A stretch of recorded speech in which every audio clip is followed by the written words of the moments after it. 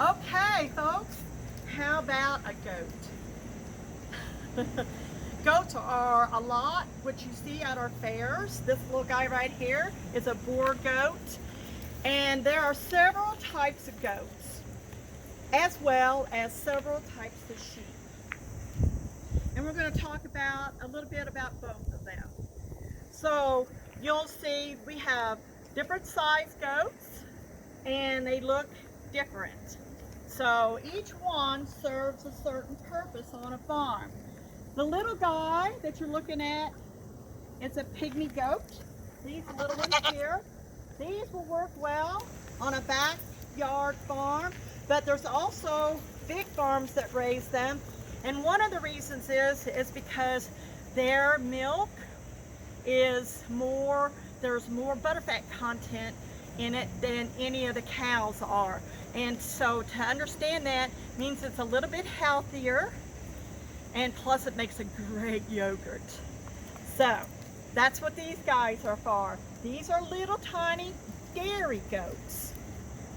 Now, this girl right here with the pretty little ears, long ears, and the little one next to her, those are called Nubian goats. They do not come from Africa. They come from England. I know it's a silly name to call them that, but they're actually named after the river area that the original parents came from. So those guys, you can see they're built different than these guys, and those are strictly dairy goats. And because they got that big hip, it makes it easier for them to carry a big udder full of milk.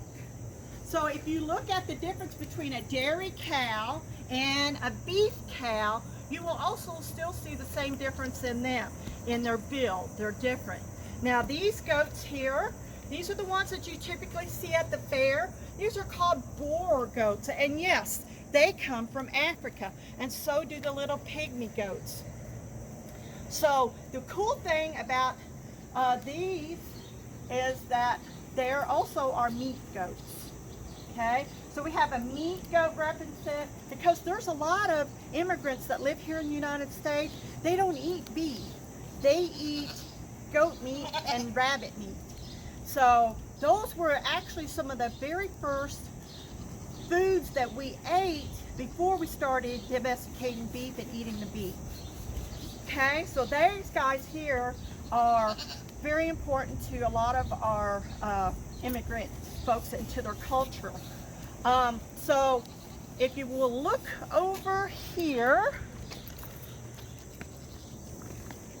see, she's beautiful. Her name's Poppy. And what do you think she is? Is she a goat or a sheep? She's actually a sheep. She's called an American black belly. Okay? And if you look, she doesn't have any wool. Do you know why? Because she's called a hair sheep. Some sheep have wool, some don't. So she comes from, listen to her name, she's an American, but she comes from the Barbados black belly sheep. Barbados. Do you know what Barbados is? It's an island. Are those islands cold? No, they're hot. So they don't grow wool, but they do use those for their meat source. If you'll follow me here, looky here. Our beautiful sheep, those are girls, those aren't boys. Those are Icelandic sheep. And again, listen to the name, those are Icelandic sheep. And so, do you think that it's hot or cold in Iceland? Listen to the name, Iceland. It's very, very cold. So these guys here grow a winter coat. If you look at the one sheep here and the one sheep there, oh wow, she's another American black belly sheep. So is she. She's just a black version. And then if you'll look at the one white one behind the two Icelandics, she is called a St. Croix sheep. And again, listen to the name, St. Croix. Do you know what St. Croix is? St. Croix is also an island. Does she grow wool? No, she does not. But she's a chubby little thing, so she is also considered a meat sheep. So depending on what it is that a farmer wants when they start raising those, if you're going to raise the sheep with the wool, then you're responsible for making sure that the wool gets sheared, because they cannot get rid of it. Believe it or not, our hair sheep, when the winter comes, they actually grow a wool, but when spring comes, just like a dog, they will shed their wool, and you will find it in all the fences over here, because they'll rub on the fences to shed that wool. So the only thing of it is, it has a lot of hair in it too, so it makes it where it's not a good product. But all sheep, even the wool ones, have hair.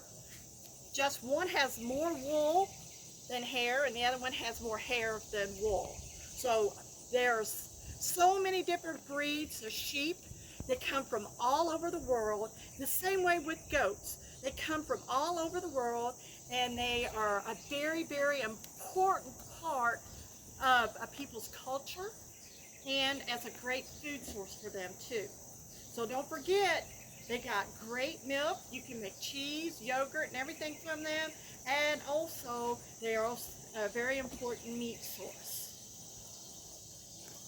All right, so I encourage you to go online and look up goat breeds and look at all the different kinds that are out there, and imagine if you could raise goats. What kind of goat would you raise?